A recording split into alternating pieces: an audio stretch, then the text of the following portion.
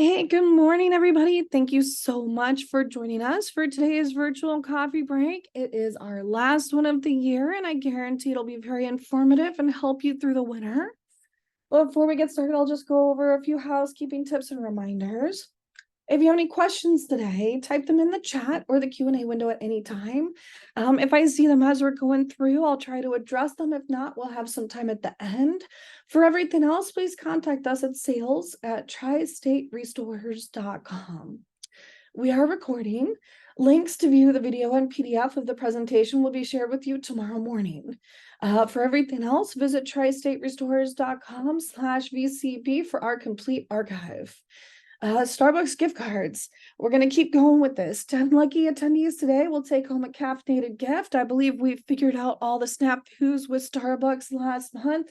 But like I said, if anybody had any issues receiving theirs, please shoot me an email.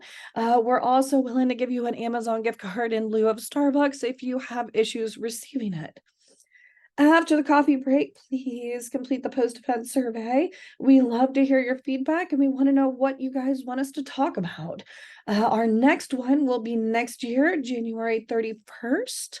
But that's not all. Stay till the end. We have a special announcement for our holiday extravaganza in December.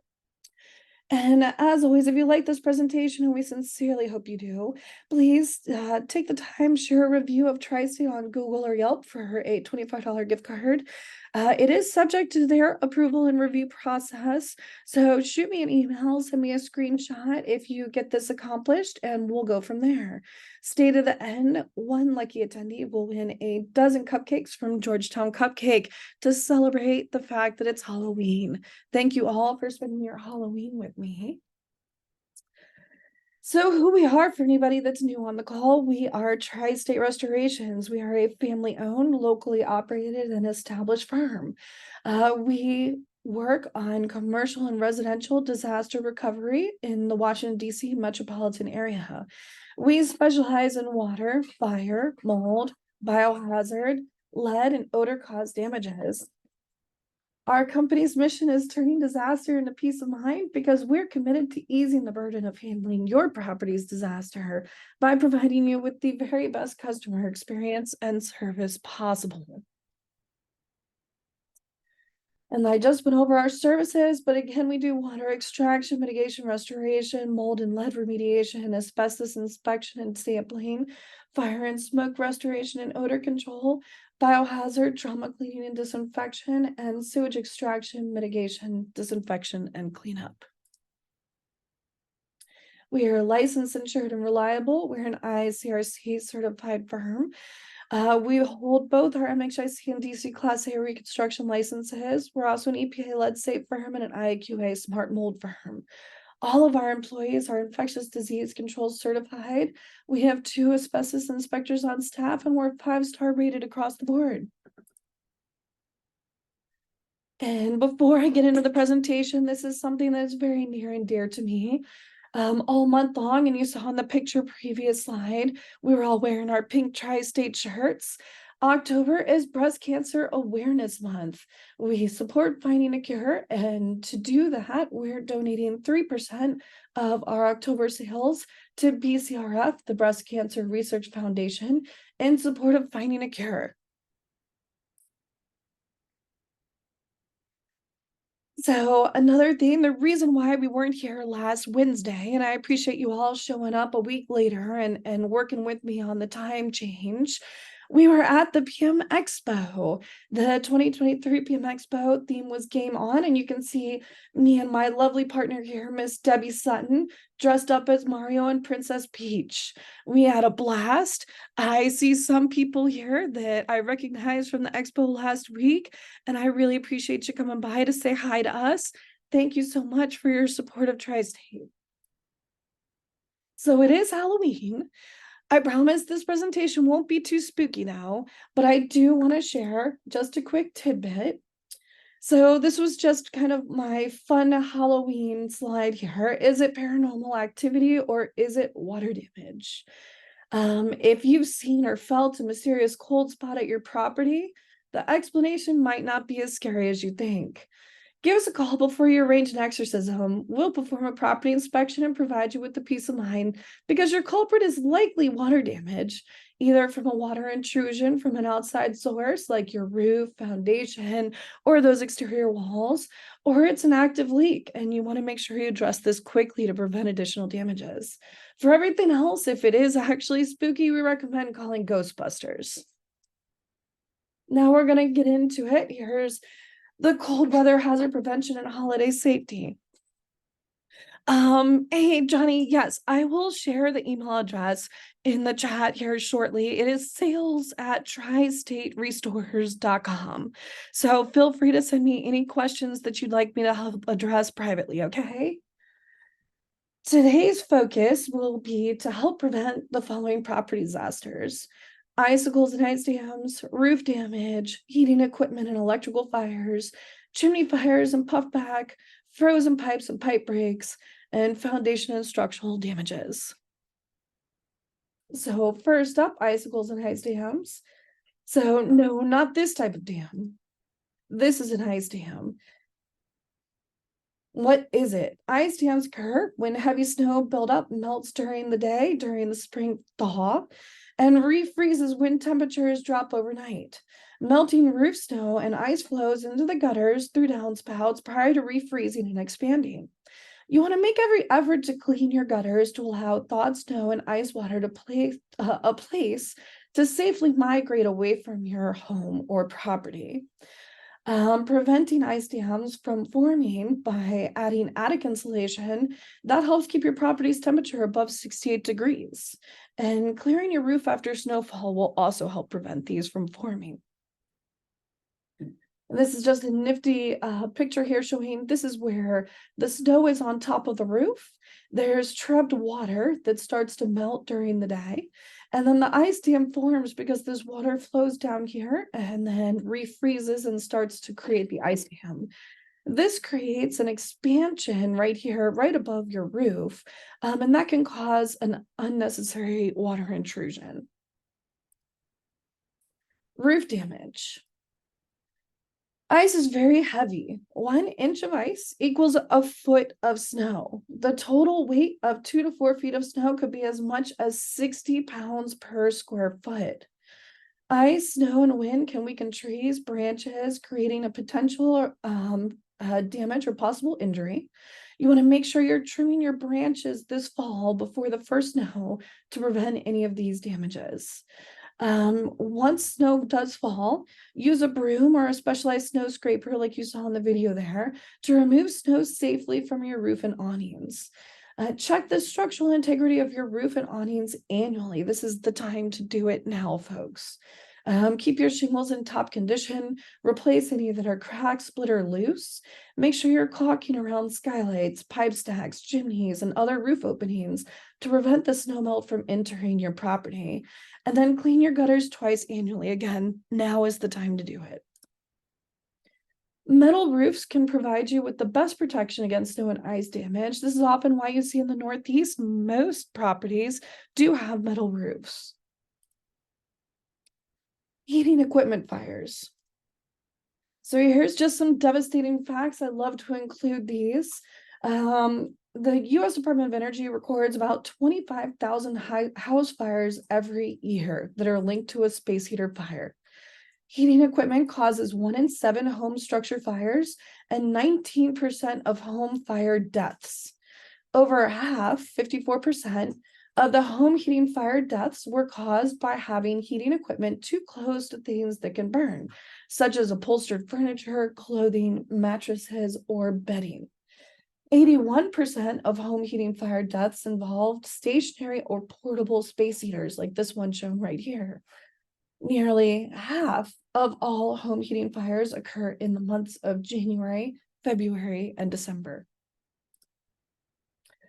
Heating equipment is the second leading cause of home fires in the U.S. More than 65,000 home fires are attributed to heating equipment each year. This is just a fun little chart here. Water heaters, obviously very, very low here on the list. Central heat, fireplace or chimney, we're going to get into that in a few. And then fixed or portable space heaters. This was a devastating fire that happened last year. There was a faulty space heater that was thought to have started the fire that killed 17 in the Bronx last year. If anybody remembers this from the news, it was absolutely devastating. They had all kinds of issues unrelated to the actual space heater that started the fire. They didn't check their fire alarms annually like they were supposed to. For any of my property managers here on the call, they didn't practice fire drills. People didn't know how to exit or evacuate the building properly. And unfortunately, that resulted in 17 unnecessary deaths. Space heater prevention tips. Before plugging in a space heater to keep warm, always be sure you know how to operate one safely. Always keep anything that can burn at least 3 feet away from the heater. Pretend that heater has COVID. Everybody remembers how to stay 3 feet away from things now. We're really good at measuring it. So use the 3-foot rule. They should always be placed on a flat, level surface on the ground. Don't put your space heaters on top of tables, bookshelves, dressers, anything like that. Never plug a heater into an extension cord or power strip, as this can cause the device to overheat and cause a fire. Always turn off and unplug space heaters before leaving the room or going to sleep. Electrical fires. They're not limited to space heaters, though. Each year, electrical malfunctions account for 35,000 fires, causing over 1,130 injuries, 500 deaths, and an average of $1.4 billion in property damage. Many older homes can't handle the electrical demands of today's appliances and devices. To avoid overloading your electrical system, be sure you label your circuit breakers to understand the different circuits. Have your home inspected by a qualified electrician if it's older than 40 years or has a major appliance recently installed.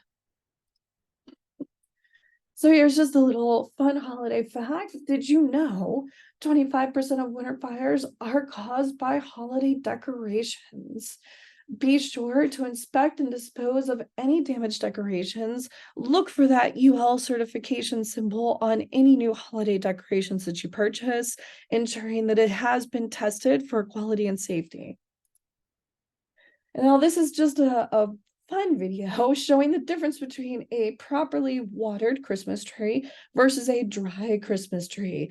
Now, these are live Christmas trees. They're not the fun plastic ones that you can bring out year after year. However, if you do have a pre-lit Christmas tree, I highly recommend just going through the wiring, making sure that everything is stable and secure, checking for any broken light bulbs, cracks in the wires, that sort of thing.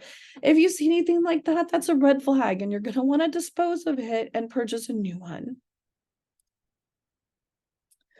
So being fire smart, this is just a great graphic from the NFPA.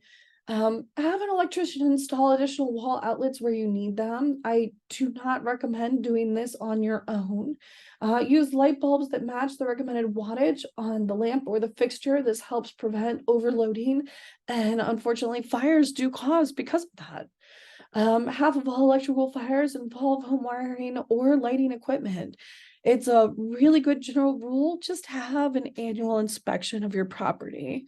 Make sure you're bringing in certified professionals. They know what they're doing. If anybody needs recommendations for anybody that's on here, give me a call or shoot me an email. I am happy to do that for you.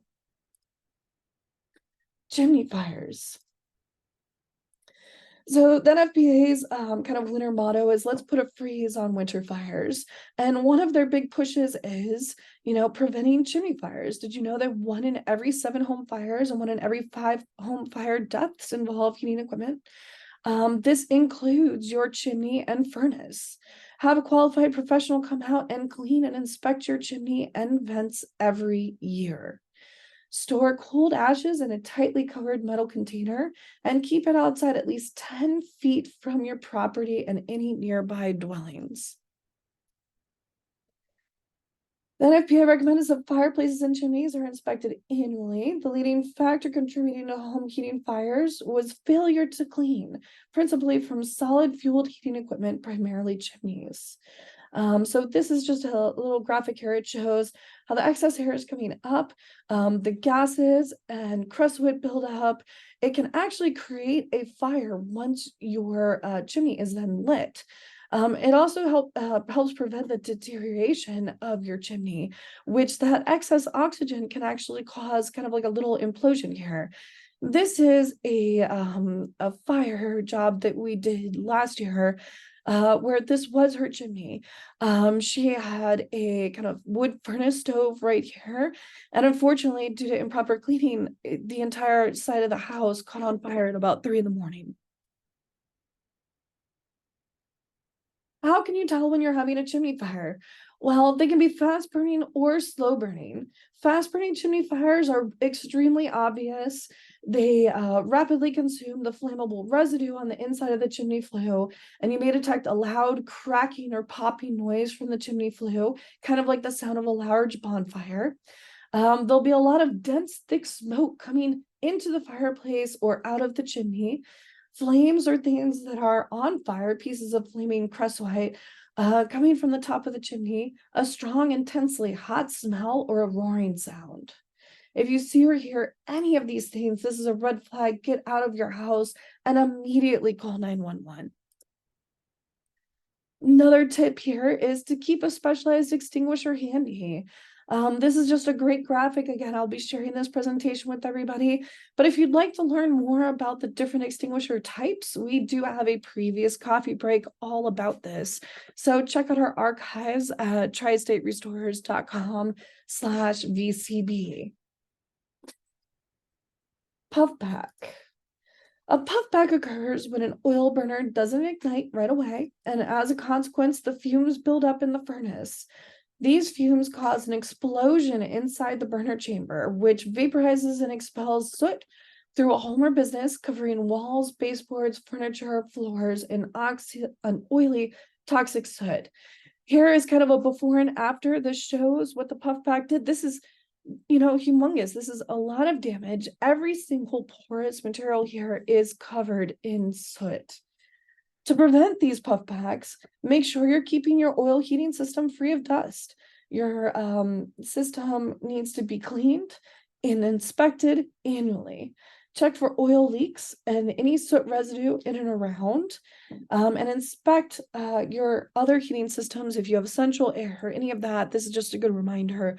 Always have it inspected by a professional annually to make sure that you're in tip-top shape before the weather and cold weather comes in, temperatures drop, and you start to use your systems. Frozen pipes and pipe breaks. First, we're going to talk about outdoor winterization. This helps prevent a lot of the frozen pipes and pipe breaks that we see during the winter cold months. External pipes that are the most susceptible of freezing are the ones that are exposed to severe cold, like outdoor hose bibs, swimming pool supply lines, and sprinkler systems. Are your supply pipes in unheated interior areas like basements, crawl spaces, attics, garages, or kitchen cabinets? For my multifamily condo friends on this call, do you have external utility closets, like perhaps on a porch? We see this quite often. As soon as the temperature drops, you'll get kind of exploding water heaters and frozen pipes in these closets. And it just causes, an immeasurable amount of mess for any unit that resides below the one that had the issue. Look for pipes that run against exterior walls that have little or no insulation. Again, like unfinished basements. This is a key area where you're going to see these types of things. Swimming pools. Drain your water from your swimming pool and water supply lines following the manufacturer's and installer's directions. Do not put antifreeze in these lines unless directed. Antifreeze is environmentally harmful and dangerous to humans, pets, wildlife, and landscaping. When in doubt, hire a professional. Hose bibs is another key one here. Preparing your hose bibs for winter's freezing temperatures isn't terribly difficult. And on the next slide, we're going to share a few steps on how to drain these hose bibs for winter to ensure the integrity of your outdoor plumbing. First, you're going to want to locate your shutoff valve. It'll typically be inside of your home, possibly in the basement, crawl space, or utility room. Shut off the indoor valve. Keep in mind that maybe you have more than one hose bib. Each one will have its own corresponding shutoff valve to close. Detach your hoses and drain, making sure to drain them before you put them into storage. Store your hoses indoors. This will prevent them from cracking during the freezing temperatures. Leave faucets open for the winter. Once you've removed the garden hoses, turned away any outdoor faucets to the on position, and leave them open for the duration of the winter. Prep your sprinklers for winter before the first hard freeze of the season by shutting off the water supply and draining your pipes. It could save you an expensive and time-consuming repair on your property. There are 3 different common ways to drain your sprinkler systems before winter. I'm not going to go into full detail on these, but I'll just talk about the different types that they are. You can manually drain a sprinkler system by opening every valve, including anyone near the manifold. You're going to elevate all fittings slightly to ensure that they're fully drained. Fittings can crack if any water is still in the tubing during the first freeze.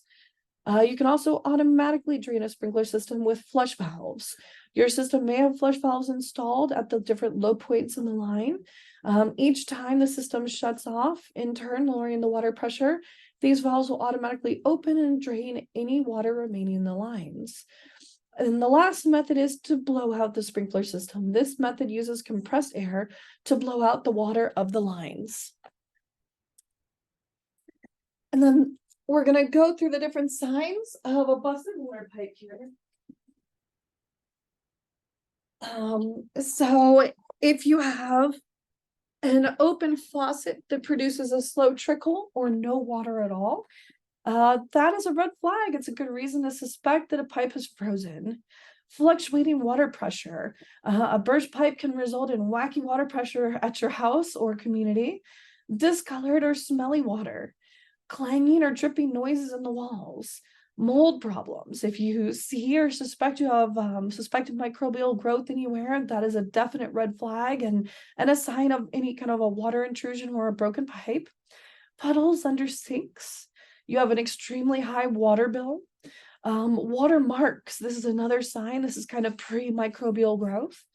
And also check your water meter. If it shows movement when all water fixtures are off, this is likely that a pipe has burst and it's a red flag. Make sure you call a qualified plumber to come out and do an inspection. There are also leak detection companies out there. Again, if anybody needs any recommendations or referrals, just let me know. I'm happy to help. So let's say you do have a frozen pipe. How do you safely thaw it? Well, the first step is to turn on the faucet and apply heat to the section of pipe using an electric heating pad wrapped around the pipe or a portable space heater, again, 3 feet away. And make sure you're keeping it away from any flammable materials.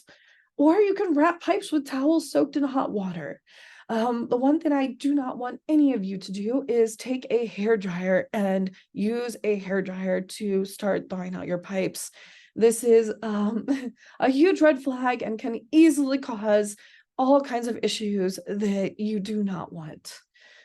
Keep the faucet open once you've done these steps. As you treat the frozen pipe and the frozen area begins to melt, water will begin to slowly flow through the frozen area. Running water through the pipe will help the ice melt in the pipe. One trick is if you know we're going to have freezing temperatures like we did last year, we had some -5, -10 degree days. Keep your faucets all running at a very, very slow drip through the night. This will ensure that the running water helps prevent any water residue from within the pipe from freezing, expanding, and bursting your pipes. Here's just another great graphic here, and then I kept this in here because I wanted to, again, reiterate, this is not what you should be doing. Hot towels, portable space heaters, heat lamps, electrical heating tape, these are all great methods, but the NFPA does not recommend you using a hairdryer. So, what is a covered cold weather loss? With these damages often come an insurance claim. Most people will call their insurance carrier and keep their fingers crossed and hope that this is a covered loss and that their insurance company will help them out to repair these damages. So are icy property damages covered?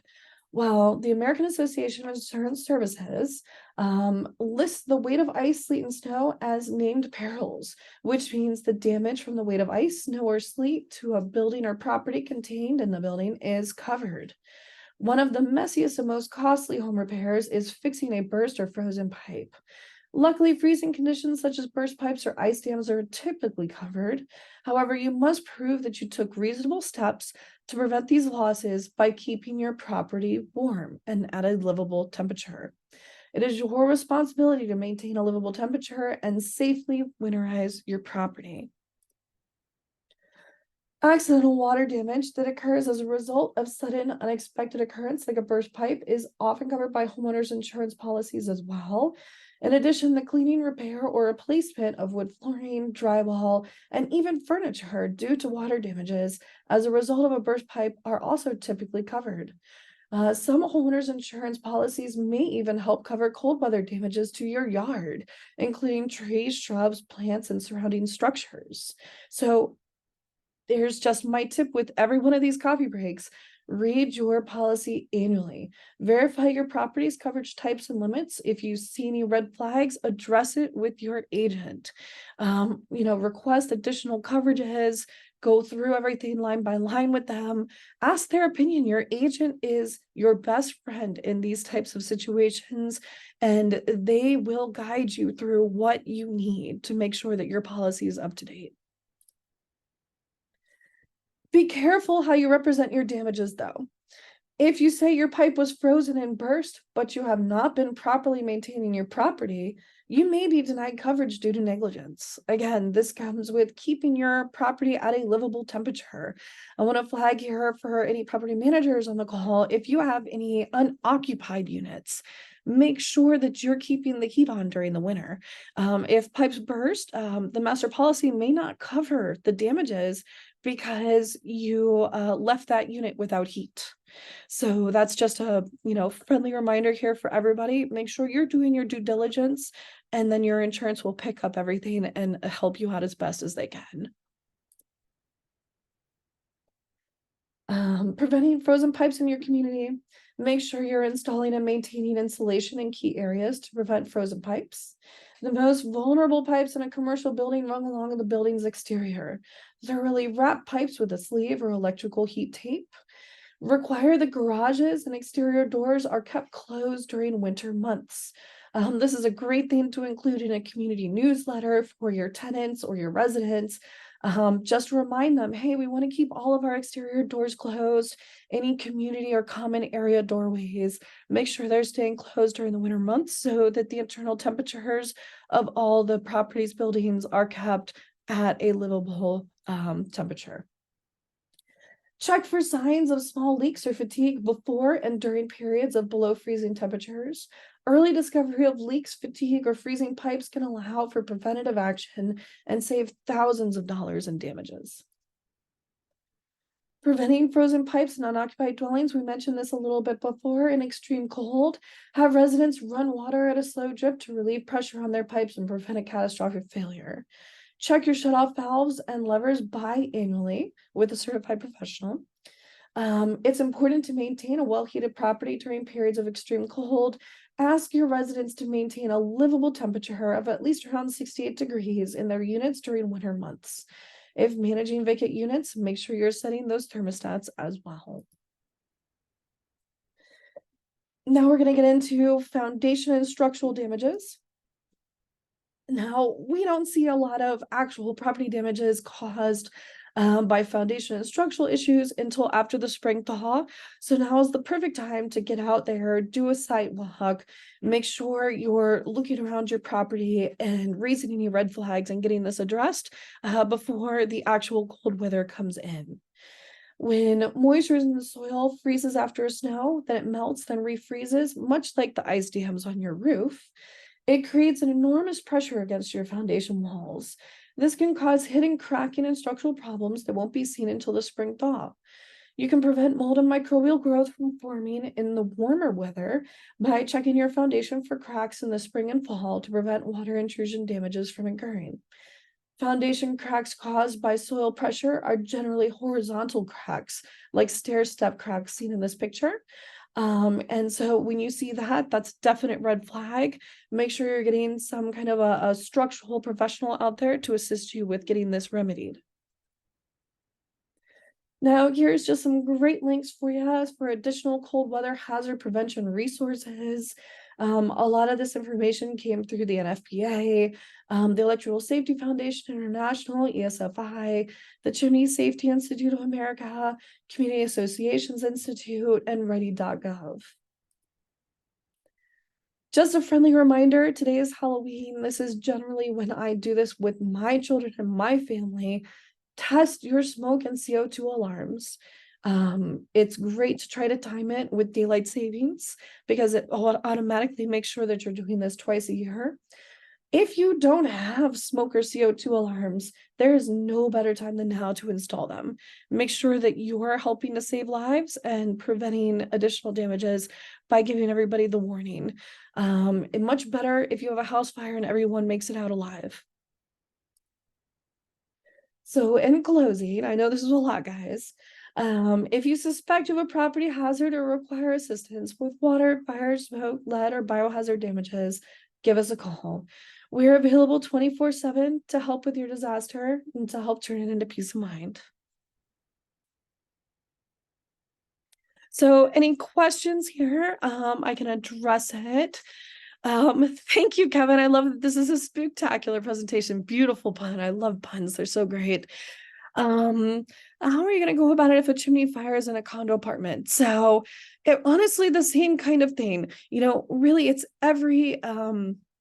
it's up to the property management company to have the annual inspections performed. But it is up to you as the homeowner, if you are the condo owner, to have your chimney properly cleaned and maintained. Anything on the exterior is up to the property management. Anything on the interior is up to you as the homeowner. When in doubt, ask your property manager, what your expectations are, and what it is that you need to do to maintain a safe property for everyone else living in the building. If the event of a fire does happen, most of the time when it's condo, it is a multi-unit loss. Fires spread very, very quickly, very, very rapidly. Fast reaction time, again, making sure you have smoke detectors and everything else so that you can react quickly. And just in case something like this happens while you're sleeping, everybody makes it out alive. You guys are able to call the fire marshal out. Everybody's able to put out the fire quickly, and it does prevent thousands and thousands of dollars in damages. The faster you react, the less likely it is that you're going to have to completely rebuild the structure. Thank you, Ruth. I'm so glad you found this informative. Any other questions from anybody? If not, I'm going to go on ahead and keep moving along. Like I said, if anybody thinks of anything, you are always welcome to reach out to me. The email is sales@tristaterestores.com. Oh, hey, Sherry, thank you so much. Just a friendly reminder, help us plan for future coffee breaks. So, what would you like us to feature? There's a survey that pops up right after this presentation. Our next official coffee break is going to be January 31st, the last Wednesday of January. Hope to see you all there. I hope everybody takes part in the survey so I know what you'd like me to talk about. We will see you January 31. We're taking a quick break for the holidays, but that doesn't mean we're going to leave you hanging. Look out for an exclusive invite to join our holiday extravaganza. I see many familiar faces in here, so a lot of you attended the holiday extravaganza last year. It's going to be a lot of fun. We'll have some prizes to give away. We'll do a little bit more on holiday safety and just, share some good cheer with you guys and have just one last hurrah before the end of the year. So now, without ado, time for our grand prize drawing. We're giving away a dozen cupcakes from Georgetown Cupcake. The winner's gonna get a gift card sent to them. You can pick out whatever cupcakes you like. I just happen to really love the fact that they go all out for Halloween. It's spectacular. It's beautiful. So give me a second. Let me just randomly pick somebody in here and 13.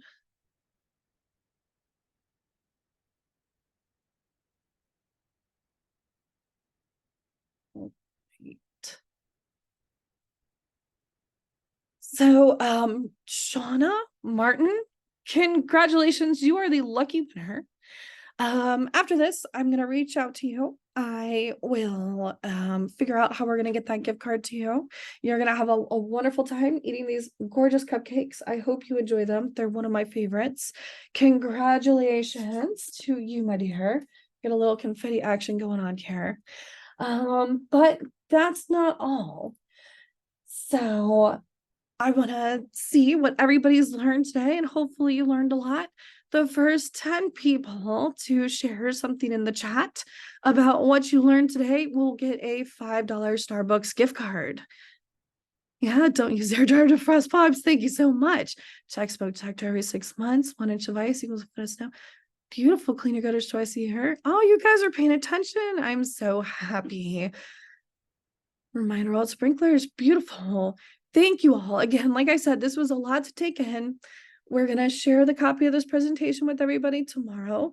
I hope you all have a safe and wonderful Thanksgiving holiday season. Whatever you celebrate, I hope you celebrate it well and with family.